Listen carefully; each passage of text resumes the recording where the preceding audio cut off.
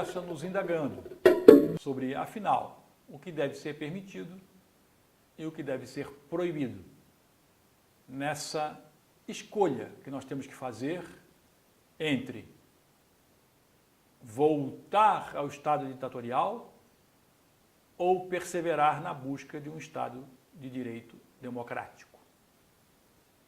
Nossas duas urgências, a social e a urgência por ordem,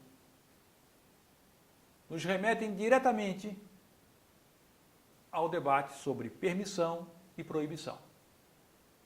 Veja só, a nossa urgência social nos abre para a permissão. Queremos que nos permitam de fato ter um emprego, que nos permitam de fato ter uma saúde decente, que nos permitam de fato ter uma educação de boa qualidade. Por outro lado, a nossa urgência por ordem nos remete ao tema da proibição. Nós queremos de fato proibir a criminalidade, proibir a bandidagem, tanto a de palácio como a de rua. E no caso da bandidagem de rua, queremos proibir tanto a bandidagem de rua organizada como a desorganizada.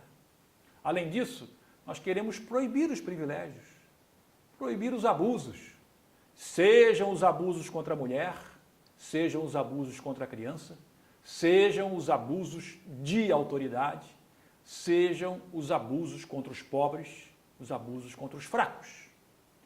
Então você vê que permissão e proibição estão na ordem do dia, são parte da nossa vida, tudo é uma questão de dose. Onde é melhor para decidir a dose, para decidir o equilíbrio na permissão e na proibição? Na ditadura, se você espremê-la até o fim, o suco final é proibição. Na democracia, se você espremê-la até o fim, o suco final é permissão.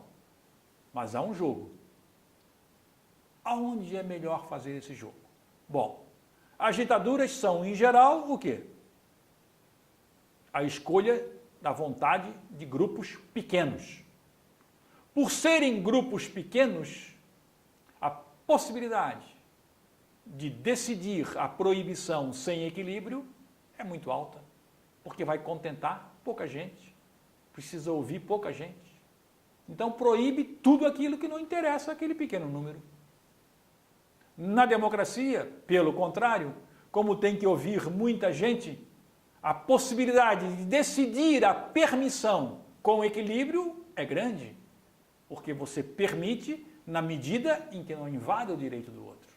Então, nós, no jogo de proibição e permissão, sempre seremos melhor sucedidos se tivermos a democracia. Vamos olhar para um tema sensível da vida que, digamos, nos impõe esse jogo da proibição e da permissão. O tema da família. A família vem mudando. Não no Brasil, no planeta. Aquela família tradicional, nuclear, ela foi mudando, por exemplo, com a naturalização das separações dos casais. A ideia de que o casamento é para sempre foi vencida pelas contradições, pelas dificuldades da vida cotidiana. Então, nessas contradições, foram avançando, por exemplo, formas como o divórcio. O Estado proibia. No Brasil, é dos anos 70 a permissão do divórcio, que gerava tanta infelicidade, a proibição do divórcio. A permissão, portanto, proibição e permissão, esse jogo, a permissão do divórcio levou a mudanças na família. Por quê? Porque as famílias aumentaram de tamanho. Personagens novos, novos companheiros, outros filhos de outros casamentos. As famílias aumentaram e ganharam diversidade, ganharam forma nova. Mas não foi só isso. Com o tempo, também se passou a achar natural aquilo que antes se condenava. Famílias chefiadas apenas por mulheres, valentes mulheres, que tocam a vida educando, vestindo os filhos que ficaram sob exclusiva responsabilidade delas por qualquer motivo. Mas não foi só aí. Evoluímos também porque começamos a aceitar famílias homoafetivas, famílias chefiadas por casais homoafetivos. Por que isso foi um ganho? Não só em razão da liberdade, mas porque isso aumentou, por exemplo, a possibilidade de adoção, de tirar crianças da infelicidade. Isso permitiu que a sociedade se enriquecesse com novas formas de relações sociais, com a abertura das cabeças, com o enriquecimento cultural. Então, a família é uma expressão de como o jogo entre proibido e permitido vai evoluindo.